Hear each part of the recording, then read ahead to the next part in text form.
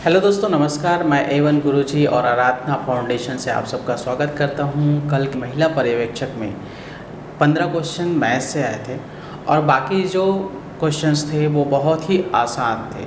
तो यहाँ पर जो मेन ट्रिगर पॉइंट था वो मैथ्स का था कि अगर मैथ्स को सभी लोग हासिल कर लेते हैं, अच्छे से सॉल्व कर लेते हैं, तो अराउंड 90-95 आराम से इस प्रश्नों में लाया जा सकता है और आपका सिलेक्शन का चांसेस भी बढ़ सकता है। आप आराम से इसमें 99 भी ला सकते हैं क्योंकि इतने इजी क्वेश्चंस थे जो बहुत ही आसानी से आप हल कर सकते थे।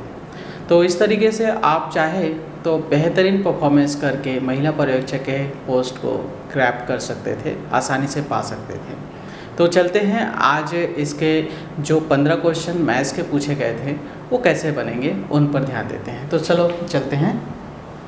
इसमें जो पहला क्वेश्चन दिया था वो था 2 पावर 1.5 और 2 पावर 0.5 का रेशियो दिया था, यानी दोनों का अनुपात दिया था। अब ये सिंपल जो है करनी के सवाल है। करनी के सवाल में क्या होता है कि सिंपली जो है पावर्स को ऐड या सब्ट्रैक्ट किया जाता है। अगर वो मल्टीप्लिकेशन में है तो ऐड किया जाएगा और डिवीज़न में है तो सब्ट्रैक्ट किया जाएगा। तो यहाँ पर 2 पावर 1.5 रेशियो है तो ये डिवीज़न में आएगा 0.5 इस तरीके से। अभी डिवीज़न में है तो डिवीज़न में क्या होगा, ये पावर्स ऊपर जाके क्या हो जाएगा, माइनस हो जाएगा। तो क्या हो जाएगा 2 पावर 1.5 माइनस 0.5। अब कर लो सब्ट्रैक्ट, तो क्या आ गया 2 पावर 1 इक्वल्स टू 2। तो पहला आपका आंसर आएगा 2:1, यानी इसको हम रेशियो में लेंगे तो डिवीज़न में 1 ही आएगा। तो 2:1 इसका आंसर होगा। अब हम अगले क्वेश्चन पे चलते हैं। यहाँ पर दिया है 12 संख्याओं का औसत 15 है। औसत के सवाल है, बहुत सिंपल है। 12 संख्याओं का औसत कितना है, 15 है। यदि एक संख्या 41 को भी शामिल कर दे तो इसका योगफल क्या होगा, 12 गुणित 15। अब इसमें 41 को भी शामिल कर दिया है तो 41 भी जोड़ दो इसमें और डिवाइड बाय 13 कर दो। कितना हो गया 180 प्लस 41 बटे 13। कितना हो जाएगा, ये हो जाएगा 221 और डिवाइड बाय 13 कितने पर जाएगा, लगभग 13 एकम 13 और बचा कितना, यहाँ पर आपका बचा 9, 13 सत्ते 91। तो आपका दूसरे का आंसर आएगा 17। ठीक है। अगला जो है रेशियो है, इसमें क्या जोड़ा जाए कि योगफल समानुपाती हो। योगफल समानुपाती हो इसका मतलब ये है, यहाँ पर इन सबको हम x जोड़ देते हैं तो हमको योगफल समानुपाती के रूप में मिल जाएगा। 8 plus x divide by 21 plus x बराबर 13 प्लस एक्स बटे 31 धन x या 31 प्लस एक्स। इस तरीके से हम इसको सॉल्व करेंगे। अब इसको सॉल्व करेंगे तो यहाँ पर क्या होगा, क्रॉस मल्टीप्लिकेशन होगा, यानी तिर्यक गुणा होगा।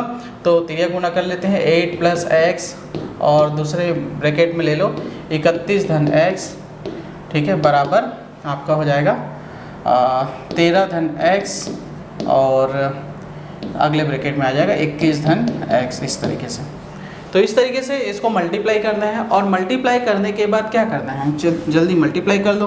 31 और 8 का गुना करेंगे तो 8 एकम 8 और 8 3 24, 248 होगा। और उसके बाद आएगा 31x और 8x आएगा, तो दोनों को जोड़ के मैं लिख देता हूँ 39x और x स्क्वायर का x स्क्वायर इक्वल्स टू आ जाएगा उधर 13 और 21 का गुना, तो 13 एकम 13 का हासिल आया 1 और 13 दूनी 26 और 1 27, 273। और 13 और 21 का योगफल कितना हो जाएगा, आपका हो जाएगा 34x प्लस एक्स स्क्वायर। तो इस तरीके से आपको पहले मल्टीप्लाई करना था और मल्टीप्लाई करने के बाद इनको कैंसिल आउट कर देना था।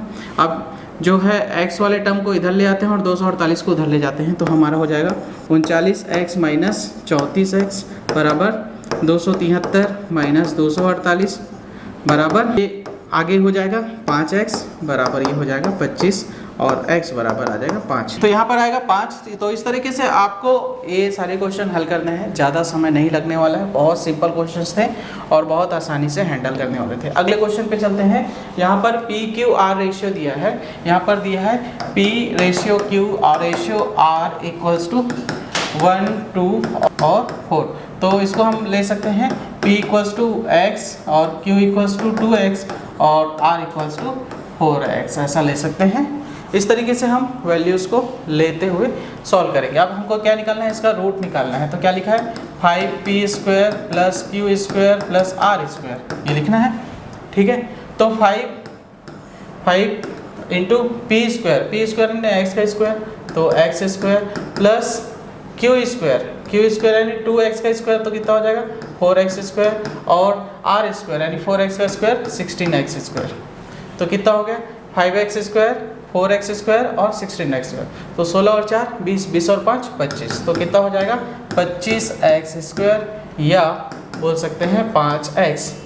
ठीक है, और यहाँ पर x किसका वैल्यू है, x वैल्यू है p का, तो यहाँ पर लिख सकते हैं 5p। तो इस तरीके से आपका पहले क्वेश्चन का आंसर यानी 89 क्वेश्चन का आंसर आता है 5p। अगले जो क्वेश्चन है 4 9 12x है, तब x का वैल्यू क्या होगा 4:9:12:x है। यहाँ पर क्या करते हैं अंदर वाले का अंदर वाले से गुना, बाहर वाले का बाहर वाले गुना और इक्वल टू कर देंगे, तो क्या आ जाएगा 4x = 9 और गुणित 12 कर दो। ठीक है, अब x बराबर क्या हो जाएगा 9 गुणित 12/4। देखो हर बार मल्टीप्लिकेशन करने की जरूरत नहीं, जितना सिंपल हो उतना ज़्यादा अच्छा है। 4 × 12 9 × 27, तो इसका आंसर आएगा 27। ठीक है, अगला क्वेश्चन है जब कपड़ों की कीमत में 25% कमी की जाती है तो कपड़े की खपत 20%। इसके लिए सिंपल फार्मूला है x + y + xy / 100। ठीक है, ये हर जगह काम आएगा। अब कमी है तो माइनस कर दो, वृद्धि है तो प्लस कर दो। अब यहाँ पर देखो 25% कमी है तो माइनस लिख दिया, और 20% वृद्धि है तो 20 को प्लस में लिख दिया, और प्लस माइनस का गुना कितना हो जाएगा माइनस हो जाएगा। इस तरीके से आपका सॉल्व होगा। तो ये हो जाएगा 20 में से 25 गया यानी -5 आएगा, और माइनस 20 पंचे 25 दूनी 50 यानी 500/100, 0 0 कैंसिल हो जाएगा। तो -5 और -5 कितना हो जाएगा -5 और -5 -10 यानी 10% की कमी, 10% की कमी। तो इसको आपको बताना है, यहाँ पर 10% घटेगा। इस तरीके से ये क्वेश्चन सॉल्व हो गए। 6 क्वेश्चन हो गए। आगे चलते हैं हम अगले पार्ट पर। अगला पार्ट है एक समबाहु त्रिभुज की प्रत्येक भुजा पर वर्ग बनाया गया है। आपको पहले समबाहु त्रिभुज बनाना है।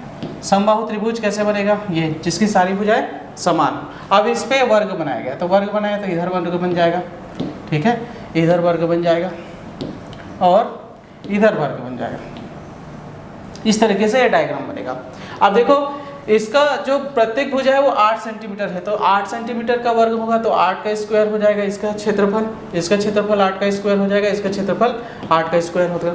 और समबाहु त्रिभुज का क्षेत्रफल क्या होता है वर्गमूल 3/4 गुणित 8 का वर्ग हो जाएगा। ठीक है, तो कितना हो गया 8 का स्क्वायर 8 का स्क्वायर 8 का स्क्वायर जोड़ दो, 8 का स्क्वायर 8 का स्क्वायर और 8 का स्क्वायर प्लस वर्गमूल 3/4 गुणित 8 गुणित 8। इसको मैं इसलिए कर रहा हूँ ताकि हम इसको सिंपल कर सकें। अब कितना हो गया 8 का स्क्वायर 8 का स्क्वायर 8 के 64 64 64, तो 4 × 12 हासिल है 1 और 6 × 18 और 1 19, तो 192 प्लस ये कितना हो गया 8 दूनी 16, तो 16 वर्गमूल 3। ये आपका आंसर होगा। देखो इसमें कौन सा आंसर है 192 16 वर्गमूल 3, ये आपका आंसर होगा। अब दिया है अगला क्वेश्चन, कोई धनराशि चक्रवृद्धि ब्याज से 4 वर्ष में दोगुनी होते हैं। सिंपल कॉन्सेप्ट है, अगर 4 वर्ष में दोगुनी हो रही है तो 4 धन 4 यानी 8 वर्ष में कितना हो जाएगा 4 गुनी।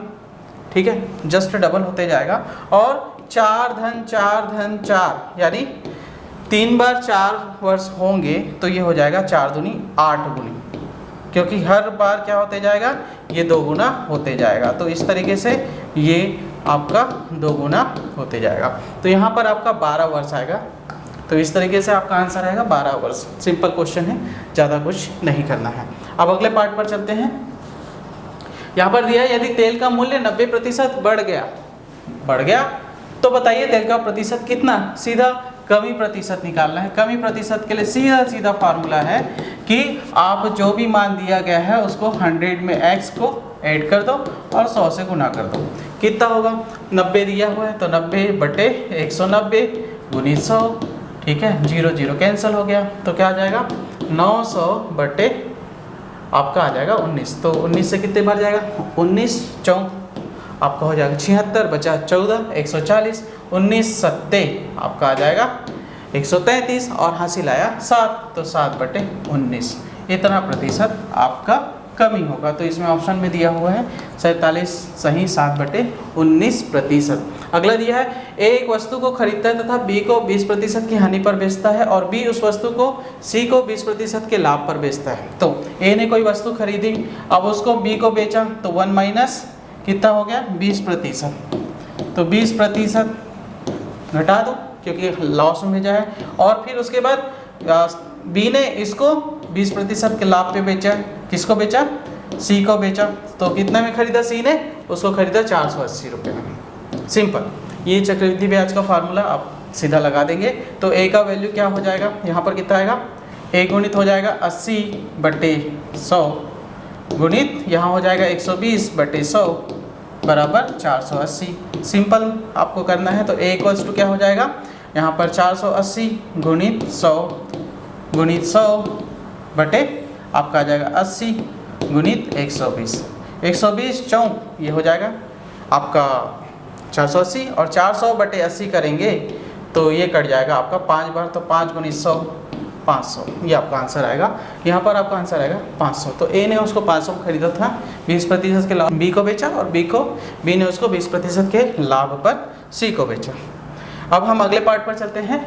लास्ट क्वेश्चन, किस मूलधन का साधारण ब्याज 6.5% ब्याज की दर से 1 रुपये प्रतिदिन होगा? कहने का मतलब है अगर 1 रुपये प्रतिदिन आपको ब्याज मिल रहा है तो आपका सामान्य वर्ष में कुल दिनों की संख्या कितनी होगी? 365।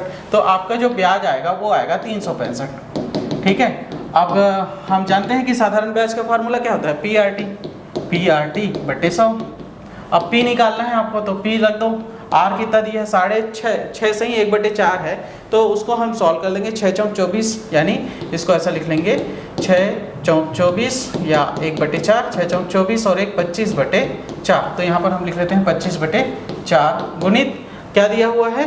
कितना है? 1 वर्ष है ना। तो 1 वर्ष के लिए है तो क्या कर देंगे? 1 लिख देंगे बटे 100 कर दो। तो कितना हो जाएगा?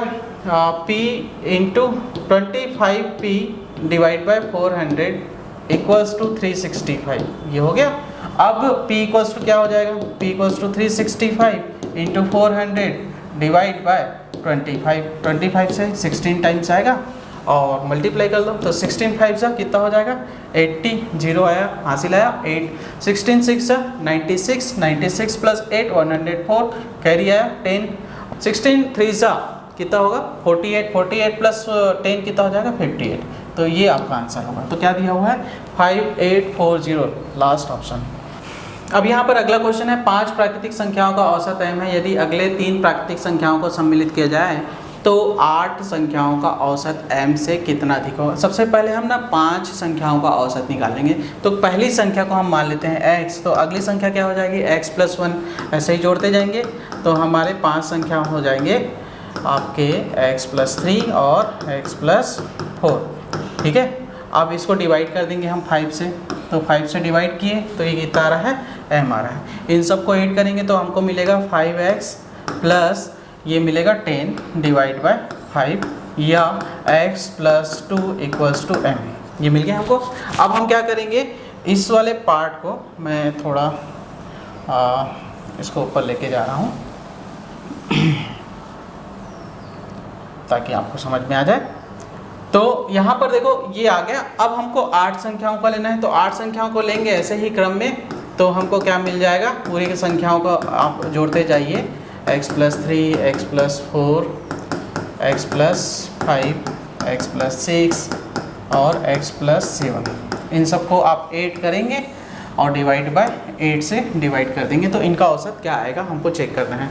तो सभी संख्याओं को जोड़ेंगे तो हमको मिलेगा 8x और ये संख्याओं को जोड़ेंगे तो मिलेगा हमको 28 डिवाइड बाय 8। तो ये कितना हो जाएगा?